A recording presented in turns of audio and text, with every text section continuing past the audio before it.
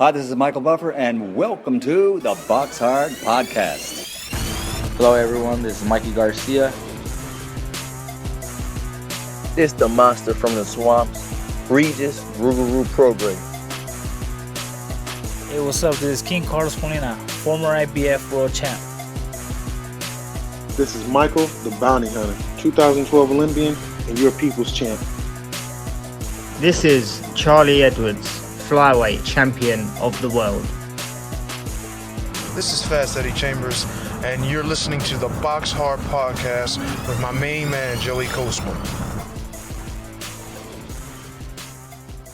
Hello everybody and welcome to episode 264 of the BoxHard Podcast. I'm your host Joey Coastman and I'm joined by, she's back again, 2.5 years absent, but she's been back now 2 weeks in a row.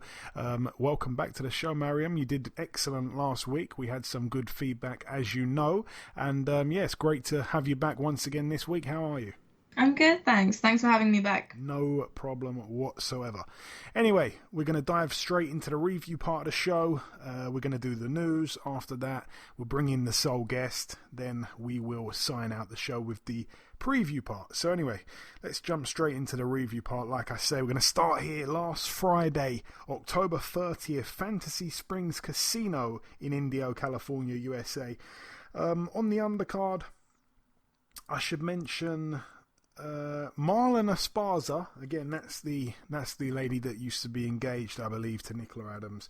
She got in there. She was a big underdog, 7-1 going in against the undefeated Mexican Sulem Urbina.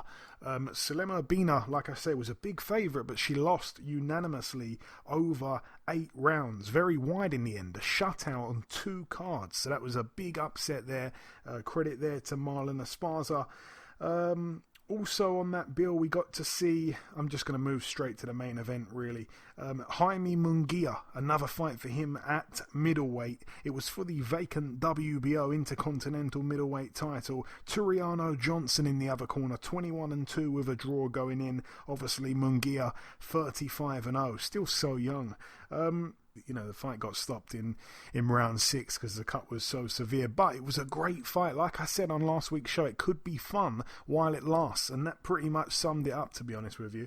A fun fight. Munguia, has that style. His defense is his face. He's not a guy that you feel is going to have a really long career. But saying that, like I said, he's a young guy, but he's 36-0 now.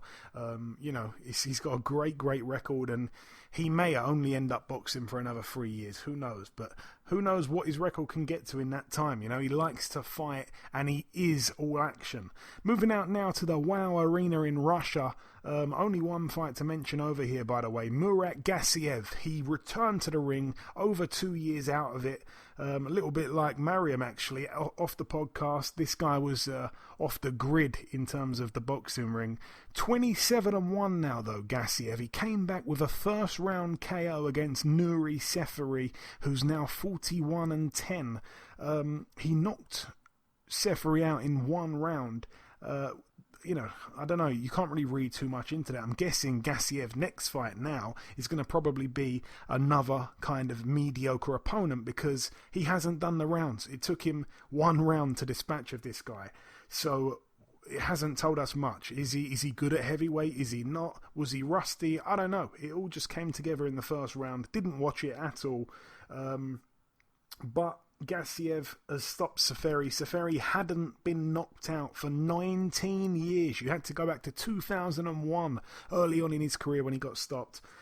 The only time he got stopped. So I expected it might even go the distance, but what do I know? Anyway, Gassiev, quick win, and I'm sure he will probably be back out, I guess, probably in the next 2 or 3 months, I'd say. And it's going to be against another C or D level fighter, to be honest. I know initially they were supposed to take on Kevin Kingpin Johnson. I would have much preferred that than Nuri Seferi. Anyway, moving out to the Wembley Arena now. Going to start on the undercard here, obviously, the Matchroom card. Savannah Marshall moved to 9-0. She was able to TKO in 7 rounds the ever tough Scottish Hannah Rankin, who's now 9-5. It was for the vacant WBO World Female Middleweight title. Rankin was down once in the 7th round prior to that stoppage. Savannah Marshall boxed really well, you know, and it's a statement because Hannah Rankin in the pros, very, very tough lady, you know, been the distance in all her losses, had never been stopped. Savannah Marshall stopped her there. It's a statement. It does send out a big message to the, you know, to all female fighters really, from I guess super welter right up to super middle, and especially one name, of course, Claressa Shields. You know, it's a big statement because Claressa couldn't do that to Hannah Rankin. She went the distance, and like I say, Savannah looked really, really, really good. Completely battered Rankin really, and there's an argument that the fight could have even been stopped sooner than the 7th round. But yeah, great win. Savannah Marshall, we all knew, was nailed on to become a world champion, and she's done it here in her 9th pro fight. It hasn't been so easy for Savannah Marshall as well. I remember when she turned pro, she signed with Mayweather Promotion. She was on the undercard of Mayweather McGregor. I think she made her debut that night, and then she came back to the UK, and after a couple of trainer changes, I think she's ended up with Peter Fury, obviously, and the rest is history. But now she's a world champion. I'm pleased for Peter as well. You know, he obviously took his nephew Tyson Fury to the world titles, and then shortly afterwards, the relationship, you know, between those guys broke, and that was it. He never got to, you know, he never got to be a world champion trainer for a long enough time really. It was a short, brief time, and he's back now. Now it's been however many years, he's back with a world champion, albeit a female world champion. Not knocking that at all though. She's a great fighter, Savannah Marshall. I think she could actually beat up quite a few of the men. But anyway, we hopefully will get to see the you know, the grudge match between Savannah Marshall and Claressa Shields. Obviously, Savannah Marshall, the only lady to have ever beaten Claressa in the pros and amateurs combined. She's only lost one fight, and it was to Savannah Marshall. Good fight, though. I hope it happens. Not quite sure what's happening with Claressa Shields. I don't know if she's gone off me, actually, because I haven't heard from her for a long, long time. She's ignored a few of my text messages, actually, which is quite...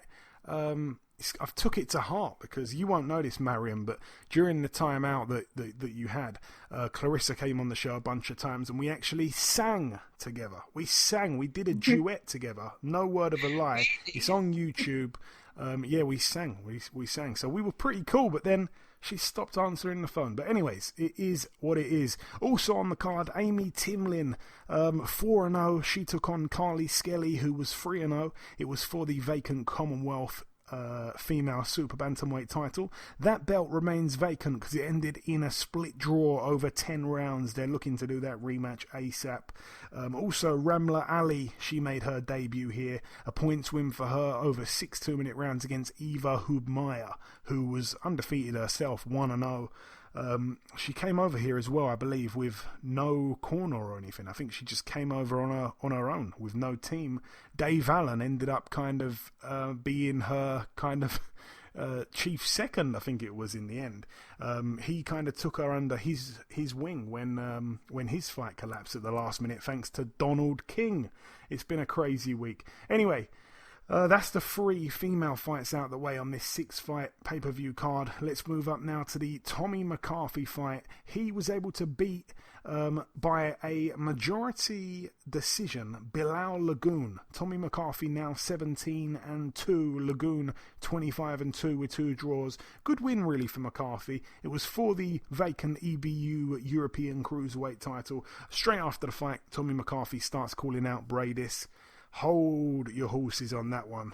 That's you know, it's great that he's become a European champion, actually. I think, you know, judging by his pro career, you know, he's got a couple of losses. I think he's done well to become a European champion, but calling out Bradis, I don't really see the point in that. I think there's big fights that can be made.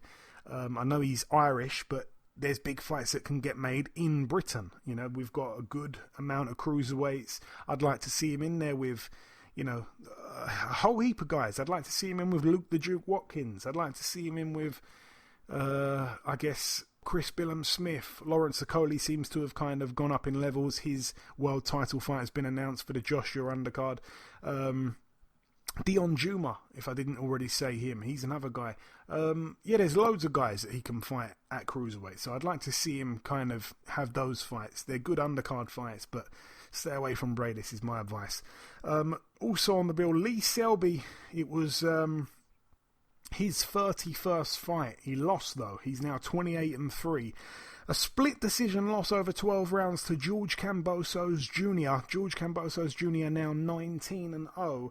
An absolute shock for me. And some people will be shocked that I've said that, because it was bizarre in my opinion. I firstly was watching on the DAZN feed. I didn't pay for it in the end. I was Team Stream, and I was watching it on DAZN, and the commentators were I think it was Nick Hallin and Andy Lee, and I pretty much saw it the way that Andy Lee saw it. He was scoring the fight. You know, I know enough about boxing to you know, see what I see, and I don't let I really try to not let the commentators you know, what's the word I'm looking for? Mariam? I've got a feeling you're going to know the influence. You know, Steer you, influence. Yeah. I know better than to let a commentator influence me, but I couldn't believe it. I really thought that Lee Selby deserved a win, and wide, to be honest. I've got nothing against Kambosos Jr. Good guy, been on the show before. Lee Selby obviously has been on a number of times. I'm just going to run through the way I saw the fight. The first round, I felt Lee seemed to have the much quicker feet. He was able to get the cleaner shots off because of that. He found the better angles. The jab was the key for him there. He used it really well. Kambosos didn't overcommit at all. But yeah, he was outlanded by Selby's jab mainly. So a Selby round two, really good tactical round to watch, to be honest. Both men were sharing the centre of the ring, but that didn't really mean they were going blow for blow. It was very tactical, like I say. Both men were kind of in counter-punching mode. Selby, for me, managed to do the cleaner of the work and was probably just slightly more active. I was enjoying the fight at that point, you know, 2 rounds in. It wasn't a bad round for Kambosos, but I gave it to Selby again. Round 3, another great round to watch. I like Selby's come forward type of approach in the 3rd round because it was exciting, but I actually gave that round to Kambosos. He was, for me, the more patient of the two. He picked his shots better. He showed us a glimpse of his power and his speed in that round. 2 attributes that perhaps he had in his favour over Selby, really. Round 4, a very close round that I think Selby just about shaded. He threw a lot of shots in that round. A lot missed, but he did get through with some decent jabs. Kambosos didn't do too much really until about the last 30 seconds of the round, in which he got through with some meaty shots, but I don't think it was enough to steal him the round, to be honest. Round 5, Selby was throwing a lot of feints, and he was changing up his stance time and time again, trying to lure Kambosos into a trap, but it wasn't really working. He was falling short with a lot of his shots to Selby. I thought Kambosos was on his way to just kind of scraping the round, but then Selby landed some nice shots in the dying seconds that I think just snatched it. But another close round. That's why I think it was very subjective. A lot of people on Twitter had Kambosos winning almost every round, whereas I had it the complete swing around, which is mad, really. Round 6, Selby looked in real control for me. He was dancing around his man, making him miss. He was popping out the jab. It was an easy round, to be honest, for me. And I had Selby 5-1 up after 6. Some people had it 3-3 that I saw on Twitter. I know that Selby went back to his corner. I'm not quite sure what the commentator said, because he heard the commentator say something. And Selby said, I'm going to try and do his Welsh accent. He said, oh God, really on the spot now. Why do I do this to myself? He's going back to his corner. He hears something that the ringside commentator said, and he said, what fight are you watching? That's terrible accent. But anyways, that's what he said. He said, what fight are you watching? Because I guess the commentator, whichever commentator it was that he was talking to, must have said something about Kambosos doing really well. Second half of the second half of the fight, Kambosos, for me, won the 7th round. He really seemed to turn up the pressure. He managed to keep up with Lee. He landed some nice power shots. It was the first time in a while that Kambosos started to throw combinations, you know. And like I said, there's no point having quick hands and only throwing single shots. And that's what, for me, George Kambosos had been doing in previous rounds, I felt. The 8th round was actually a bit of a balls up by the timekeeper. It ended up being a 2-minute round. I'm not quite sure who won that round, to be honest. It all went so quickly. Round 9, Selby won that round for me. Again, he was able to use his superior footwork to control the range and the tempo of the fight for me. Round 10, good round, close round. I still think Selby edged it. Round 11, another close one, but again, I felt Selby's experience won in the round. And round 12, for me, a close round, but I gave it to Kambosos. You know, one thing I didn't like from Lee Selby, he spun Kambosos around several times in the fight and punched him in the back of the head or you know, in the top of his back. Dirty tactics. Kambosos didn't really complain about it at all. And I think that if he did, he probably could have had a point or two off of Selby. And in the end, he didn't need to, obviously. But I didn't really like that. And I've got to give some respect there to Kambosos because, you know, he could have complained, he didn't. I like the fact that he just dusted himself off and got on with it. But again, since Selby's moved up to 135, I've been a little bit of a critic of his, you know. He obviously was killing himself to make 126. He was a world champion there. And then since moving up 2 weight classes, not just 1 but 2, for me, he hasn't really impressed. I mean, you know, he lost to Warrington. It was a good fight, obviously. Then when he moved up, he had that bad performance, but he won against Omar Douglas. Then he fought Ricky Burns. It was too close for my liking there. And then now he loses, but I thought he won. So for me, it was the best Selby performance since being up at 135, but he didn't get the decision, like I say. Yeah, I didn't actually think Selby had it in him as well. I sort of sneakily did pick Kambosos for the win.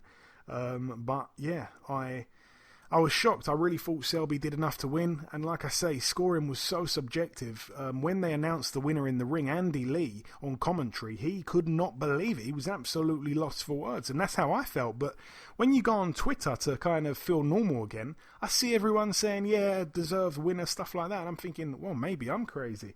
Anyway, that's enough for the undercard. Getting on to the main event. I've been talking my head off here. I'm going to throw it straight over to you, Mariam, before I share my take. Derek Chisora, 32-10 now. He lost a unanimous decision over 12 rounds to the undefeated Alexander Usyk, now 18-0. It was for the WBO Intercontinental Heavyweight title. Good fight. Yeah, I'm gonna. That's what I'm gonna say. Good fight. I'll throw it over to you, and I'll say my piece afterwards. What did you make of it? So, you probably remember I was really excited for it last week. And full disclosure, I wasn't that disappointed. It was a good fight. It was an exciting fight. We were glued to the screen for the entire thing. The only thing that disappointed me was Usyk's performance. I don't think I'm the only person that expected a bit more from him. I know it's only his second fight at heavyweight, but I can't lie. I mean, I don't disagree with the scores that were given. I mean, 115, 113 that was given twice. I know some people on Twitter were saying, no, it wasn't that close. It should have been wider towards Usyk. But speaking as a big Usyk fan, I don't agree with that. I think he did enough to get the win. He threw enough clean shots. He landed enough clean shots. But there was nothing in that fight that sort of made me think, wow, Usyk is ready to take on top 10. You can throw him in with anyone in the top 10 and he'll be able to hold his own. Obviously, the one thing that he did really well during the fight is the one thing that he's done well through his entire career, and especially at cruiserweight, which is just move, stay active, and keep the other fighter on their toes. And you can definitely see when that started to happen. So the first few rounds, Chisora came in, as he always does, you know, coming forward, plodding forward, trying to go for it with the heavy shots. And it was only around, I believe, the between the 5th and the 7th rounds that really Usyk began to tire him out. And then the 7th round, I believe, is when everyone thinks that the fight came to sort of fire. But yeah, I have to be completely honest with you. I wasn't hugely impressed by Usyk's performance, and I remember finishing that fight and saying to my friend, okay, well, who can he take on next? And in all honesty, I struggle to think of anyone in the top 10, and I'm just looking at the top 10 now. I struggle to think of anyone in there that he could score an easy win over. And I definitely don't think that there's anyone in there that he could potentially knock out. The one fight that I really want to see, though, coming out of that, having watched that on Saturday, the one fight that I really, really want to see is Usyk versus Pulev. And I don't think anyone is under the impression that Pulev is going to win against AJ when they fight, which I believe is at the end of next month, right? December 12th, End of December. I think, isn't it? Yeah, okay, yeah, mid-December then. I don't think anyone thinks that Pulev is going to win. So when Pulev does eventually lose, I think that would be a really, really interesting fight. Obviously, Usyk is now, I believe, mandatory challenger for AJ's WBO belt. So to fight Pulev, who, I mean, I think we all know that he's going to lose to AJ. Maybe I shouldn't say that so early on, but I do believe he's going to lose to AJ. And I think that would be an interesting fight, because then people could sort of benchmark Usyk's performance against Pulev, and they'll be able to compare AJ's performance against Pulev. I know styles make fights. I don't disagree with that whatsoever. But do I think that Usyk is ready to step in there sort of in the next 6 to 12 months with AJ off of the Chisora performance? No, I don't think so. What do you think? Firstly, I'm going to keep this nice and short on you mentioned Pulev and Joshua. I mean, I definitely favour Joshua in that fight, but I can no way write Pulev off in that one. Honestly, I think I think he struggles with. I'll be stunned if Joshua blows him away, is what I'm saying. I think that Joshua will have a few hairy moments in there with Pulev, because Pulev's so well schooled. He was a good amateur. He's got a fantastic jab. I remember him rocking Vladimir in their fight, which he obviously went on to lose. His only loss, by the way. And he wobbled Vlad with a jab in about the first 5 seconds. He's a good fighter, man. I'm telling you, he's a good fighter. He's got a great jab, good fundamentals. I think that, honestly, I think he's about 6'4". I think he's going to cause a few problems, but I think he is up there in age. He's probably about, he's got to be about 40 or 39, I want to say. Yeah. So you've got to favour... 39, yeah. Yeah, you've got to favour Joshua. But anyway, that's for another day, I guess. What was the other question? Sorry. Who you think Usyk can step in there in next with? Because in all honesty, looking at the top 10 rankings, I struggle to see one guy in there that Usyk would have an easy fight against. Yeah. I mean, I don't know. It's difficult to say an easy fight against, because I don't know. I feel like, he got the Chaz Witherspoon fight. That was supposed to be an easy one. It was a bit of a weird kind of fight, really. He boxes Chisora, and I really thought Chisora was going to be quite kind of standing still, just getting like target practice really for Usyk. But he turned up more motivated than he's been for several years, and it was a really really good performance from Chisora. But I think a great yardstick type of fight would be, and I'm stealing this off, I've heard other people say this, and I agree 100%. I can't think of a better guy for Usyk to fight in terms of a good fight and also still kind of semi-warming into the heavyweight division than Joseph Parker. I love that fight. Yes, yeah, I agree. I was actually just looking at the rankings now. He's number 7 according to the Ring rankings. I actually agree with you there. I should have mentioned that. Yeah, I think the Joseph Parker fight would be a really, really good fight. I think that could tell us a lot. But yeah, my thoughts on the fight. In the end, I had it 8-4 to Usyk. That's how I had it. And I'll go through the rounds. Obviously, the first round, Chisora seemed to just rough his way to winning the first round. He looked in unbelievable shape as well, especially for Chisora. Good start, like I say. Round 2, some people gave this one to Chisora, but I didn't. I gave it to Usyk. He didn't put a dent in Chisora at all, but it was a little bit like a bull and a matador. Even though Usyk seemed to be the matador, he was getting hit at times. Usyk, was being made to really work to get any success. And it set up some real intrigue early on for the later rounds. It was getting interesting. It was an interesting start.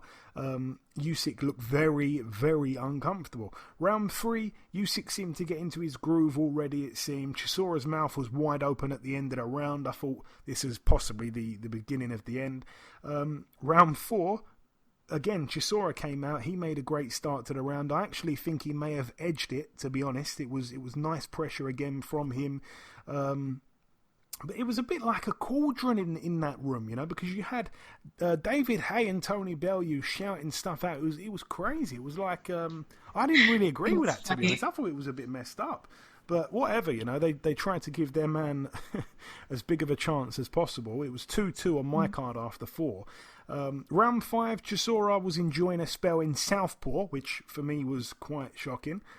He surprisingly had quite a bit of success as well in Southpaw. Maybe he learned one or two tricks off of Tyson Fury in their rematch. But anyway, he went back to orthodox, and when he did, he seemed to get picked off a lot by Usyk. Usyk clearly won that round. Round 6, Usyk seemed to just have too much spring in his step at that point. He was using his legs. He was finding the angles to outland Chisora. Chisora started to, entirely rely on a one punch, one big punch finish, and he's never been that fighter throughout his career. He was just following Usyk round the ring. Usyk started to become the sole aggressor, really, from that point onwards, for the next few rounds anyway. In round 7, he rocked Chisora to his boots as well. He really had him hurt in the dying seconds of round 7. Round 8, Chisora started to really run out of answers. Usyk started to clip Chisora with big shots whenever he wanted to. The finish was starting to look imminent, really. Usyk was completely dominating at that point. Round 9, Usyk started to toy with Derek, I thought. It's like he kind of allowed Derek to get on the front foot while he kind of invited him in just to try and put Chisora in a false sense of security, I felt. Because like a switch, Usyk came back alive in the last few seconds of the fight, and I thought he was going to try and come with a big onslaught, but he didn't actually land anything too significant. So for me, that was a hard round to score, round 9. I gave it to Usyk though. Round 10, for me, I gave it to Chisora. It was just a better round for him. It had been a few rounds in a row where he come off second best. Round 11, Chisora was really putting everything he had into the round. You got to give it to Chisora. Definitely exceeded my expectations. Very tough guy, which we knew, but he really did make Usyk have to work hard, to the point where some people, wouldn't give Usyk a chance against the big guys, like you said, Mariam, as well, like a Joshua. Round 12, a Usyk round, he was hitting and making Chisora miss. Typical Usyk kind of round. So in the end, like I say, 8-4 to Usyk on my card. I gave Chisora round 1, 4, 10 and 11. But yeah, I just think that even though, it seemed to be a very difficult fight, he went into that fight, Chisora, with that kind of I've got nothing to lose mentality, whereas we know Joshua wouldn't fight him in that same way. He's not going to come after him and try and take one to land one and stuff like that. That's where, that's where I think if he fought AJ, it would be very, very, very tactical, and I still favour him over AJ. I've said it for a long time. I really, really do. I don't think the size comes into it too much. I think he's too clever for AJ, and I don't think AJ will take the risks that someone like a Joshua took. It's just a tough style matchup. Like a Chisora took. Yeah, that Chisora took. Good job you're here. Good job you're awake. That's a big claim, Joey. That's a big claim. Ah, man, I'm telling you, You think AJ will struggle with Usyk? Oh, all day. Everyone struggles with Usyk. Everyone. Okay. Struggle is perhaps the wrong word, but you think Usyk wins over AJ? I've always thought it. Yeah. I mean, I've always thought it. You know what? Prior to the Chisora fight, I probably would have looked at it too and said, Usyk's style is too much. Say that again. I said, prior to the Chisora fight, I probably would have also looked at it and said, Usyk's style is just too much for AJ. AJ, I mean, I know it's sort of a very overused term that's that people use to describe AJ, but there are still parts of him that are very stiff and mechanical. He's basically like, the quintessential Olympic boxer. And I think for that reason, he would probably struggle against someone like Usyk, who is quite, he's just very good. He's very good on his feet. He knows how to fight on the outside. But after the Chisora fight, the one thing that I keep thinking about is size, and size does matter. Size really matters, and I think the Chisora and Usyk fight showed that. And that's the thing that when I'm looking at the top 10, I'm thinking, maybe style-wise it would match up well, right? Styles make fights. But the size factor, I think, comes into play here. Not necessarily the height, because if I remember correctly, Usyk is taller than Chisora, I think, by around 2 or so inches. But in terms of just build and size and being accustomed to that weight, I don't know how Usyk will fare up, to be honest. Let me ask you this interesting question. We don't always get to see that version of Chisora turn up. I was, really shocked. Even when he had like a really bad round, he'd come out in the next round and he'd have a good round. He was so motivated right up until the very end. Like, he gave it his all. And like I say, we don't see that from Chisora very often at all. If he fought that exact same style with the same hunger, the same determination, everything, if you took Usyk out of the ring and placed Anthony Joshua in a ring on Saturday night, that's a tough fight for Joshua, man. That's a good fight. I don't care if it's a tough fight, but that's a good fight. Like, I would pay to watch that fight. That's what I mean. And if you'd have said this 2 weeks ago, I want to see Chisora and Joshua, you'd get blocked by half of Twitter for saying something so stupid like that. Exactly. But it's just like that pressure that he put on. I don't think AJ copes well with pressure, and do you know what? This is why I'm intrigued to see how he looks against Pulev, because he's 1-on-1 in his last 2 fights. He didn't have a deep amateur career despite winning an Olympic gold medal. Some people think he was lucky to get that, but whatever.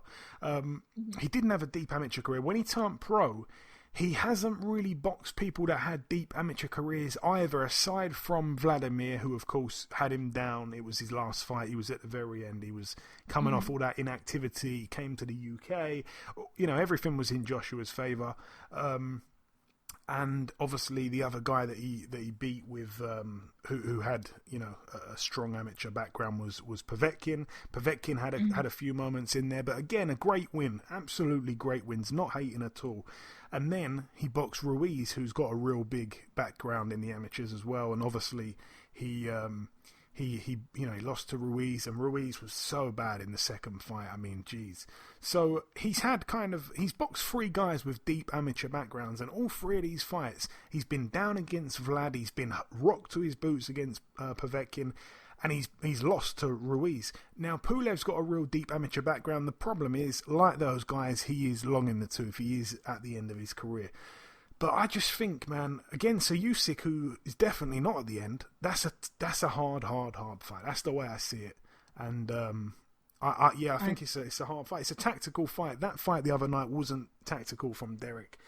Joshua's going to try to box him. He's not going to try and blow him out of there. And that's where I think he could end up in a bit of trouble, to be honest. And it's a guy that I feel can outbox Joshua.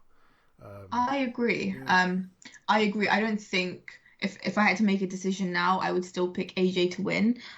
Even though anyone that knows me knows I'm not the biggest sort of AJ fan, but I would still pick AJ to win. But another discussion that I've seen taking place on Twitter is actually how Usyk would fare against Tyson Fury, which I think actually is a more interesting fight because of the southpaw aspect, because of the fact that arguably their styles are to a degree similar. And they're both they're very exciting. And I'm trying to see in my head how that fight would work out. Have you given it any thought at all? Yeah, I think that's the one guy that Usyk, I think he gives everyone trouble, but I think that's the one guy who he can't give as much trouble as anyone else in the heavyweight division. That's the way I see it. I think Tyson would win. Tyson's just so much taller, much longer reach, Like, geez, Usyk's not a big heavyweight, but Tyson is massive. So huge. The size Tyson's matters, like you said. Tyson's 6'6", right? Because I think 6'9". Usyk's 6'9". Yeah, 6'9". No way. Yeah. Joshua, I've got like a lot of people in my head for sizes, so I could tell you that I hope I'm getting all this right. We're going to have to check this as we go along. Chisora is 6'1". He might be 6'1.5". Usyk 6'3". Joe Joyce is 6'6", I want to say. Dubois is 6'6", Joshua is 6'6", Vladimir was 6'6", Vitali was 6'7", David Hay was 6'3", Fury's 6'9", David Price is 6'8". I can keep going. Throw me a random name out of anywhere. I'll try and tell you their height off the top of my head. Kubrat Pulev, because I know he's not the tallest. I think he's 6'4". I thought he was more around like the 6'2". I could be wrong. But even taking height into account, because Usyk I think is around 6'3", 6'3.5". Who's 6'3.5"? I think Usyk. No, but how tall's Pulev? Oh, Pulev is... So he's 194 centimeters. Let me see what that's like in Doesn't feet. it just say it on his box rec, no? It doesn't, actually. Let me have a check. Box rec isn't working for me for some reason, which is great. I'm checking it now. He's 6'4.5". Okay. Okay. So that's quite impressive memory, Joey. Very impressive memory. Yeah, I'll try. But I don't know. I think style-wise, that Usyk Fury fight would be good. Again, I would still pick Fury to win, hands down. I think I'd pick Fury to win against anyone in the heavyweight division, including AJ. Let me just make that clear from now. But I would be interested in seeing that fight if it were to ever happen, like a year or so down the line, if Fury's still fighting. Yeah. Well, we shall see. But anyway, let's move out now stateside to the bubble in the MGM Grand, Las Vegas, Nevada, USA. Friend of the show, Jared Anderson, he moved to 7-0. The big heavyweight managed to score another first round TKO, this time against Luis Pena, who's now 6-2. I didn't even see the fight. By the time I turned it on, the fight was finished. Jared Anderson, nice guy, young heavyweight, been sparring with Tyson Fury in the States, undefeated, very promising future. Also on that bill, we got to see Eva Brodnicka. She came in overweight, so she actually sacrificed her WBO female super featherweight title on the scales. So the belt was vacant at the time of the fight. Michaela Mayer in the other corner, though, managed to pick up the win. She's now 14-0, a unanimous decision over 10 2-minute rounds for her. Very quickly after the fight, she called out Terry Harper. That's a fight I'd love to see. And the main event, Naoya Inoue, the monster, now 20-0, a TKO for him in 7 rounds against Jason Maloney, who's now 21-2. That one was for Inoue's 2 world titles, the WBA and the IBF. Very impressive performance actually there. Maloney's a good fighter, man. I hope he doesn't kind of get brushed under the rug. He's with Top Rank. I think hopefully they can do something for him. But yeah, he was able to hang with Inoue, throughout the early rounds and stuff like that. I don't think he won any of the rounds, but he was competitive in every round. Then when it got to the kind of midway point, Inoue was starting to pull away. He was starting to find the target more and more. He was more and more accurate. Maloney showed a great chin. Inoue's long left hooks seemed to really work well for him, and Maloney was caught by a left hook in round 6 early on in that round.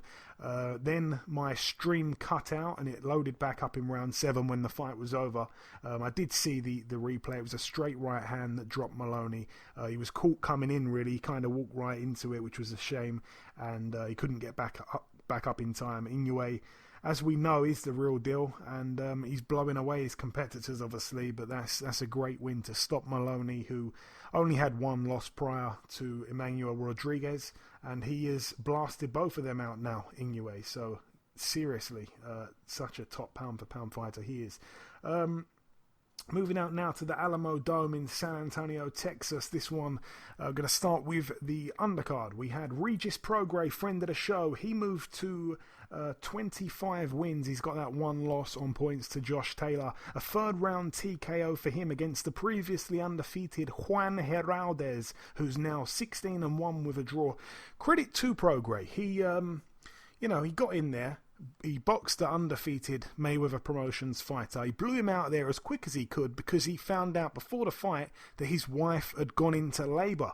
So he knocked the guy out as quick as he could, jumped straight in the shower, jumped straight in the car, and flew to the hospital as quick as he could, which I think was about 2 hours away. And he ended up being there for the pivotal moment. And in fact, it wasn't at a hospital. I've got that wrong. It was at his house. I know they had a birthing pool. He's actually uploaded a full video of the whole thing. So that's interesting to say the least. I'm pleased for Prograis. I think he's now a father of 3. Great guy. Also on the bill, Diego Magdaleno, now 32-4. He was TKO'd in 1 round by Isaac Gonzalez, who's now 20-1 with a draw.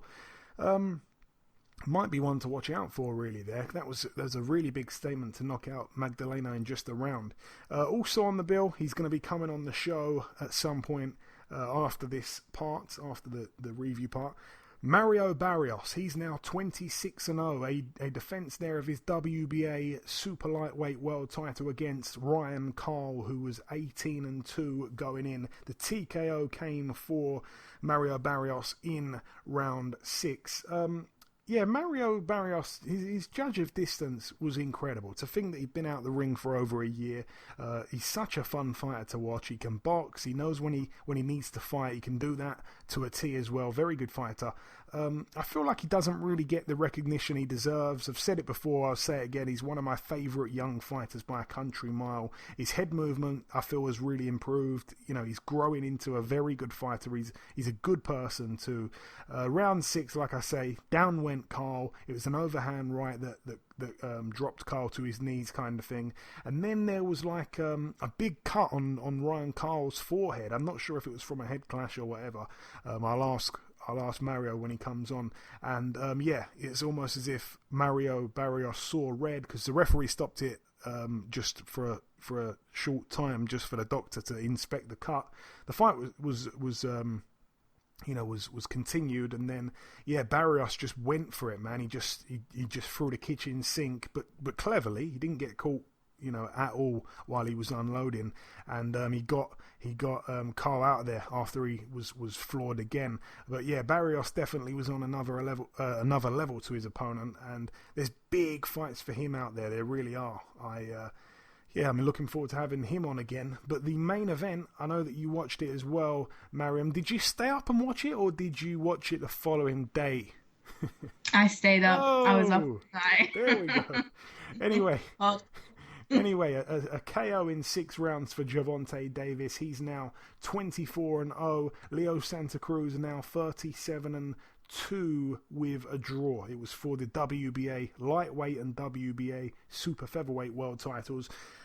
Go figure on that. Very confusing. But first round, fast start to the fight. Gervonta seemed sharp on his counter-punching straight away. Leo also looked sharp. Leo really upped the pressure on Gervonta in the second half of the round. For me, I gave him that round.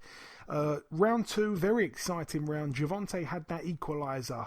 He has that equalizer in both hands. So you've always got to watch out for that. Don't blink.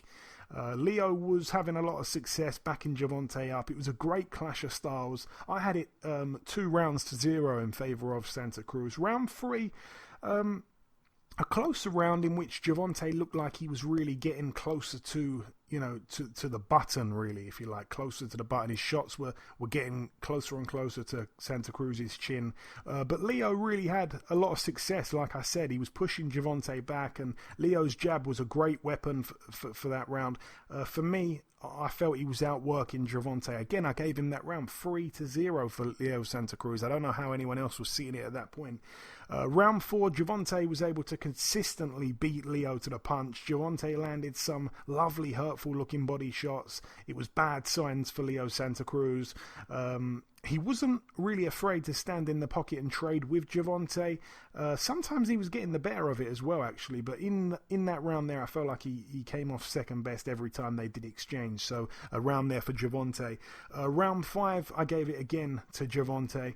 Leo seemed not as willing to commit as before. Davis used his jab well. Again, Gervonta worked the body excellently. So yeah, like I say, Gervonta round. So I had it 3-2 to Santa Cruz going into the 6th and final round. It was a great round as well. It was so exciting. Gervonta was starting to get through with big shots, but when it seemed like he had Leo hurt, Leo came back and seemed to rock Gervonta momentarily, and then some seconds later, Santa Cruz landed a straight right. Then he threw it again. And this time he missed, and Gervonta countered him with a perfectly timed left uppercut. Santa Cruz threw the same shot, like I say, 3 times in a row at the same pace. It was just like a complete repeat every time. And the same exact shot, a straight kind of short right hand, the same pace. Like I said, Gervonta knew it was coming. Santa Cruz was knocked unconscious. It was a brutal finish from Gervonta, one of the most devastating knockouts of the year for sure. And like I said, it was a great fight while it lasted. Both men deserve all the credit in the world for taking the fight. Gervonta finally has a big name on his record, a guy that he's kind of still, I guess, in his prime. And let's see him fight some of the other big names in the division. I want to see him take on, if he's going to stay at lightweight. I'm not quite sure if he's going to be at lightweight or super feather, but I want to see him in there with the big kind of 3 names, I guess, that in my head are Teofimo Lopez, Devin Haney, or Vasily Lomachenko. But very impressive, though, how he kind of, like I say, Leo Santa Cruz threw his same shot 3 times. First one landed, the second one Gervonta blocked, and the third one he countered. So, yeah, he's got a good boxing brain. He really does. Anyway, how did you see it, Mariam? Pretty similar to how you saw it. I'm not going to lie, I thought that Davis was doing a bit better during the first few rounds, and I think I probably would have edged them slightly more towards him. But that uppercut, that knockout, it was one of, I think it's the best knockout of the year. I think up until this point, arguably it was Povetkin, White, but I think this was just insane. I mean, to see the way that Santa Cruz hit the mat, and which he's never done, right? I mean, correct me if I'm wrong, Santa Cruz has never been knocked out. No, he's never been knocked out. He's only lost to Frampton, hadn't he, before this? Yeah, he lost to Frampton. That was just sort of insane to see, and I think to a degree it sends a message to other people in the division and, those fighters that are between 130 and 135. But I do wonder what's going to happen next, because I mean, the Lomachenko fight would be great. I know people have been asking for it for ages, but there's the obvious angle that people keep saying that Mayweather simply won't let it happen. But also there's the Buchelt fight that I think would be quite interesting. Also Teofimo Lopez. I just wonder what's going to happen next, and I hope he doesn't just get thrown in there with sort of another journeyman or someone that he can just, get rid of quite easily. I hope that he does continue to improve in terms of the fighters that he's facing. I don't know who do you think he'll fight next? So we know who we'd like him to fight, but who do you think he will fight next? Well, the problem is, this is complete. I haven't even thought about this. This is completely off the top of my head. I think that Teofimo, I'm not sure if he's going to be staying at 135 for long. I think he's going to go up. I think that Vasily Lomachenko, obviously, after being relieved of his belt, so I can see him going back down to super feather, where he's definitely more suited to that weight. Devin Haney, say again? Far more dominant is what I was saying. Yeah. I think even just weight-wise and just, he's given away too much size at lightweight. But he's better off at super feather, so he might go back down. Devin Haney is still at lightweight. Obviously, he's going to be boxing Gervonta's former opponent this weekend. So I'm not sure what he does next. I think it all depends really on if he's going to, he's got a world title at 2 different weight classes. I don't know if he's going to be sticking at lightweight or super feather. It should be super feather, by the way. But if he goes, I don't know. It's hard to kind of. I'd like to see him in with one of those 3. So if he's going to be boxing at lightweight, I'd like to see him in with Teofimo or perhaps Devin Haney. If he's going to be boxing at super feather, I'd like to see him in with Lomachenko. Even though Lomachenko just lost, I still think that's a great fight. So yeah, I'd like to see him. Say again. I would pick Loma. Yeah, I'd like to see him in with any of those 3, but I just know it's not going to be any of those 3, unfortunately. But yeah. Anyway, that is that. Yeah, did you have anything else to say on that, Carl? I forgot. Just about Santa Cruz, really. I wonder what's next for him. Because I know he gets, I know he gets quite a lot of stick, and the fact that, he's a full-weight champ, I think people sometimes tend to downplay that and say, well, actually, his record isn't that good, his resume isn't that good. But I think he's genuinely one of the best fighters in those sort of divisions. And I think it would be a shame for him to have to sort of take a huge step down in terms of the fighters or the caliber of fighters that he's facing. So I think I'm really interested in seeing what happens next. I think the best thing for him to do right now is if he said, I tell you what then, I'll fight the winner of Herring Frampton. That's the best thing he could do. Because everyone would like to see the Frampton third fight, definitely. And he's got a good chance against Herring, I think, as well. So that'd be the best move and probably the easiest and quickest move to become a world champion again. But I don't know if they're going to do that. I'm not sure. But it remains to be seen. But all the best to him. Let's talk about the news now. There's a little few bits of news. Obviously, news broke that, as I said earlier on in the show, that Lawrence Okoli is going to be taking on Krzysztof Glowacki. That one's going to be for the vacant WBO Cruiserweight World title on that Joshua versus Pulev undercard at the O2 Arena on December 12th. We also have the fact that Povetkin has tested positive for COVID-19, so the Dillian White rematch has been postponed. No date for that just yet. Eddie Hearn's been tweeting out saying, hey, who'd like to see White and Fury? Why don't we do that instead? Fury's still without an opponent, blah, blah, blah. Michael Hunter's trying to throw his name in the mix because he's crazy. And I'm not quite sure what's going to happen there. But as it stands, that fight's off. It's a real shame because, we were all looking forward to that one. What else do we have? Another positive coronavirus test. Lee McGregor, he was supposed to be taking on Karim Guerfi. That one was for the European title. Can't remember the date it was supposed to take place. I think it was November 11th. But anyway, that's off because Lee McGregor has tested positive for coronavirus. Shakam Pitters against Craig Richards for the British light heavyweight title. That one's been rescheduled for Friday, December 18th. I know that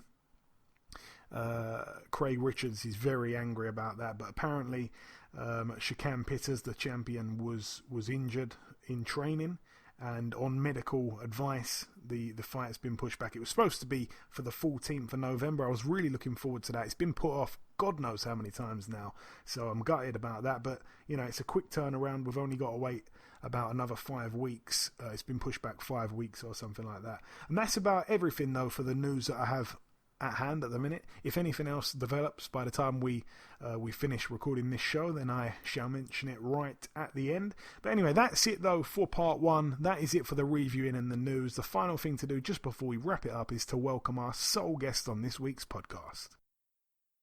Ladies and gentlemen, please welcome the reigning WBA Super-Lightweight World Champion. It is, of course, Mr. Mario Barrios. Mario, welcome back on the show, my man. Appreciate you guys having me again. Always a pleasure speaking with you, Mario. So we last spoke back in October of last year.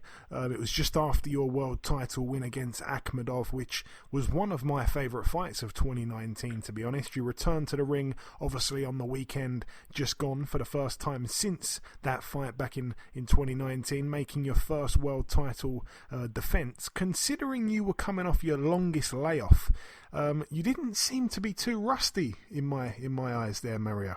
Yeah, no. I mean, I had been waiting to get back into the ring.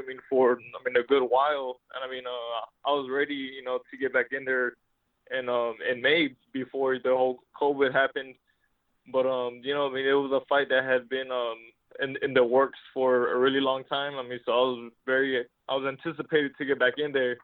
And as soon as I did, everything, was just flowing natural again. Like you said, I didn't feel like I had any ring rust. And hopefully, I stay busy this next coming year. Yeah, I hope so as well. And how do you sum up your performance? If we're being real here, I don't think Ryan Karl was on the same level as you, but it was your first defense. It was after coming off the longest layoff of your entire career.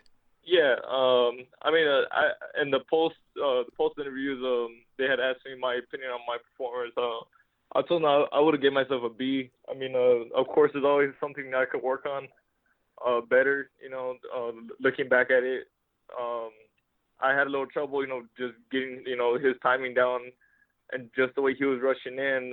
Probably could use the jab a lot more as well. But, I would give myself a B. We still went in there, took care of business. We broke him down how, we had planned. I knew I had 12 rounds to work, so I was being patient. But, Ryan had wanted a fast-paced fight that he was unable to keep up with. And of course, Ryan was cut badly in the 6th round, the round you put him down twice and stopped him. Was that cut from a head clash? Because we didn't get to see a good replay on the TV over here. Oh yeah. The cut was from him running straight in. He caught me on top of my head, and it caught him right in the middle of his forehead, unfortunately. But yeah, the cut was caused by a clash of head. And I want to say, Mario, I really enjoy watching you fight. I've said it before. I'm a big fan of your style. In this fight here, Ryan Karl, as you said, he wanted to fight rather than box. He wanted to rush in. And I can understand why he wanted to do that. But I was very impressed with your head movement. And your judge of distance was amazing. Both of those attributes are the first things to kind of leave you when you've been inactive for a year. So I really was impressed with that. I also like the fact that you knew exactly when to box and when to fight. I felt it was a really mature performance once again from you, man. It was a great fight, 2 in a row now. I've really been impressed with. Oh yeah, I appreciate that. Like I said, going into there, we knew that his only chance was to be, just putting pressure on me the whole time, and that's exactly what he came out doing. So the whole time Verge was just telling me, just be patient. There was no rush for anything. I have already been in, 2 12-round fights, so I know what it's like to be in those late rounds. And I knew exactly how I had to break Ryan down, and it was just being patient, using my jab, landing the body shot to whenever I could, and I knew it was only a matter of time. And what has training been like, Mario? Because you mentioned you were ready to go in May. You mentioned Virgil there with his instructions during this fight here. How has it been? Has it been difficult? How's Virgil been during this time? Like I say, May to October 31st is quite a wait. Yeah, no, it was for sure a much longer wait than we had wanted. But Virgil has been good. The whole camp, it was a little different just because of how many precautions Virgil had wanted to take. But for good reason. We had to be in the bubble. We didn't want our camp to get messed up. But yeah, everything had went good. We got a lot of great sparring. Virgil was in the gym with us every day. He was healthy. And then when we went to the fight, we kept the protocol. And we went there and got the job done. Excellent, man. And I want to ask you, Mario, I know it's very, very early, but what is next for you? I'm still not sure. Me and my people, we're gonna sit down. We're gonna, I want, huge fights in 2021. With big names. If I can't get one of the champions, because I know obviously that's gonna be some time because they have their matchup. But if I can't get one of the champions, hopefully I could get one of the other big names at 140 pounds, and if not that, maybe I'll start testing the waters at 147. I know I don't have much time left at 140, but for the time being that I am here, I'm gonna try to make the most out of it. That has brought me on to 2 questions in one now. I must ask you this, Mario. You mentioned about the big names. Is there anyone in particular that you'd like to fight? And also, how long do you think we'll have to wait until you move up to 147? There's a lot of big names, especially, on this side with PBC. We got names, like Mikey Garcia, Regis Prograis, who had a phenomenal performance as well on the same card. There's countless people, with PBC that, we can make, big fights with no problem. And then, I want to say, I give myself another year, maybe at 140, but then again, that could change at any fight. Like I said, I made, this weight, for this last fight, fairly easy. So, we know, we could still make it strong. But I mean, we also know, I mean, my body it is getting bigger. You know, the weight, it's not coming down as easy as it was, you know, when I first moved up. Yeah, absolutely. And I want to ask you this as well, Mario. Every time we speak, I like to ask how your sister Selena's getting on. How's she getting on? Any news on her next fight at all? No update really. I mean, I came back, so I mean, now I'm able, you know, to help out a lot more with my niece. So you know, she's looking forward to just getting more back into the boxing gym, since she's gonna have a lot more, you know, time with me helping her out. And yeah, I mean, we're gonna see just what is next for her as well. Excellent, man, excellent. Well, I can't wait to hear what both of you will be doing in your next moves. And I'm just so excited for your future, man. I've been saying this for a long time. It's just great to see you, you know, box every time, look more mature every time, look more improved every time. It's just so exciting from you know, a supporter's perspective. Just before we wrap it up, Mario, if you've got any closing words to your UK supporters, I know that fan base is growing over here by every fight you have. Oh yeah, I mean, that's awesome. You know, I mean, shout out to everybody over there, you know, across the waters, you know, supporting. I really appreciate it, man. And I can't wait, you know, until I get a fight overseas, you know, so I could give everybody over there a show in person. There we go. We absolutely look forward to that. Listen, Mario, it's always a pleasure speaking with you, my brother. Thank you for your time. Congrats again on the win, and I'm sure we'll catch up again real soon. Likewise, my guy. You have a good day. Okay, now it's time for part 2 on this week's show. This part, of course, the preview part of the show. We're going to start here on Saturday, November 7th, in the RCC Boxing Academy in Russia. We have a heavyweight, undefeated heavyweight by the name of Magomed Kurbanov. He's 20-0. He takes on Dmitry Mikalenko, who's 23-6. But the main kind of attraction, for me anyway, Evgeny Romanov. He's 14-0 with 10 KOs. He is defending his WBO Global Heavyweight title. What does that mean? Anyway, he's taking on former heavyweight world champion. I didn't even think he was still boxing, Sergei Lyakovich, 27-8. That's over 10 rounds. Very odd. I did not know he was still boxing. I know he hasn't had a win for about 3 years. Anyway, moving out now to the Microsoft Theater in Los Angeles, California, USA. Undefeated heavyweight Frank Sanchez, the Cuban-born but now based in America, based in the States, heavyweight Frank Sanchez. He looks way older than he's listed. One of them ones again. 15-0. He is in a 10-round fight for the WBO NABO heavyweight title against Brian Howard. Also on the undercard, return of another Cuban. Luis Ortiz, 31-2. The Cuban southpaw is in a 10-rounder against Alexander Flores, who's 18-2 with a draw. His 2 losses came to Joseph Parker and Charles Martin, both by stoppage. Also on the bill, Michael Polite Coffee, one of the coolest names in boxing, 10-0. He's in an 8-rounder against Joey Abel, former opponent of Tyson Fury. He's 35-10. Always pretty exciting. Moving out now to the Bonita Springs Elks Lodge in Florida, USA. Friend of the show, former lights middleweight world champion Cornelius Bundridge, 36-6. He's in a 6-rounder against Antoine Ellison, who is 4-25 with 3 draws. He's slowly kind of getting back active, Cornelius Bundridge. And moving out now to the Seminole Hard Rock Hotel and Casino in Hollywood, Florida, USA. Let's start with the undercard over here. We have Filip Hrgovic, 11-0. He's in a 10-rounder against Rydell Booker. We have Zilil Zhang, who's 21-0. He's another guy who's high, I know, 6'6", southpaw, Chinese Olympic silver medalist. 10-round fight here against Devin Vargas, who's 22-6. That's his first fight under the Matchroom banner. Zilil Zhang.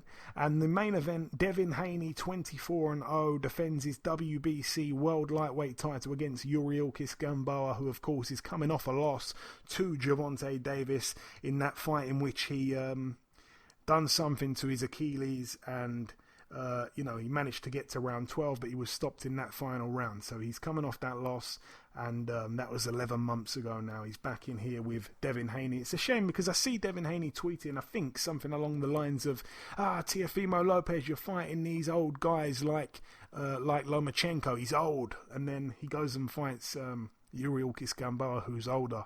But, that's another story. I'm expecting Devin Haney to probably get Gamboa out of there quicker than Tank did, to be honest. So we shall see. But not really looking forward to that one too much, to be honest with you. And moving now to the final card. This one takes place on next week Tuesday, but by the time we record the show next week, this fight would have already took place. So here we are previewing it. It's going to be at the BT Sports Studio in Stratford, London, United Kingdom. I think it's an Ultimate Boxer kind of thing here between super middleweights or light heavyweights. It's like a kind of prize fighter thing. I think it's Ultimate Boxer. Anyway, there's 4 guys that are in this tournament. You've got Charlie Schofield, who's 15-1. You've got Diego Costa, who's 7-0. You've got Ben Rydins, who's 3-0, and you've got Zach Chelly, who's 7-1 with a draw. So someone's going to fight someone. Not really sure of the format, to be honest. Also on the card, we've got the Romanian undefeated Florian Marcu. He's 6-0. He's with Sam Jones, the manager Sam Jones, who also manages Joe Joyce and so on. S-Jam, they're called, that company there. Florian Marcu, he's been calling out Conor Benn for a long time. He's on this card here. Derek Osaze's also on the bill. He's 10-0. I think he's a pastor in his spare time. He's in a 6-rounder against John Telford, who's 11-2 with a draw. And Jack Fincham, that's the guy that was in Love Island. He is making his pro debut over 4 rounds against Richard Harrison, who's 4-44. All the best to Jack Fincham, who isn't a guy who, went on to Love Island, got a bit famous. He got with Danny Dyer's daughter, and then they split up after the show. But anyway, he's not a guy who got famous and then started going, hey, I'm going to cash in boxing. He was a guy that had quite a few amateur fights before all the fame came around. So he is not just a guy jumping in for a bit of fame like we see with some of these YouTubers and stuff. He may be pretty good. We shall see. Anyway, that one's on Tuesday, November 10th. That's it, though. We've done the reviewing. We brought you the sole guest. We did the news. We did the previewing just there. The final thing to do is to say goodbye now to Mariam. It's been 2 weeks in a row now, Mariam. Like I say, it's been great to have you back, and these shows have probably been longer than what they were back then 2.5 years ago. So sorry for taking up so much of your time, but I thank you for giving me it. It's my pleasure. Thank you so much for having me. I enjoy it more and more every week. Oh, there we have it. So hopefully we'll have you back on again soon. And the listeners, hey, if you enjoyed Mariam once again this week, let me know, and we shall try our very best to get her on more frequently. But anyway, that's about everything from myself. The final thing to do is just to sign out with the outro and the goodbyes and the thank yous and the rest of it, which I'll do in just a few seconds' time. Okay, and this wraps up episode 264 of the BoxHard Podcast. I've been your host, Joey Coastman. Mariam has been with me once again for the duration of the show. A massive thank you to our sole guest on this week's podcast, the reigning WBA Super-Lightweight World Champion, Mr. Mario Barrios. The biggest thanks of all, though, of course, goes out to you, the listeners. Thank you all for tuning in once again. Remember to tell a friend about the podcast. Stay safe, most importantly. Enjoy your weekends, people, and we shall see you all again next week.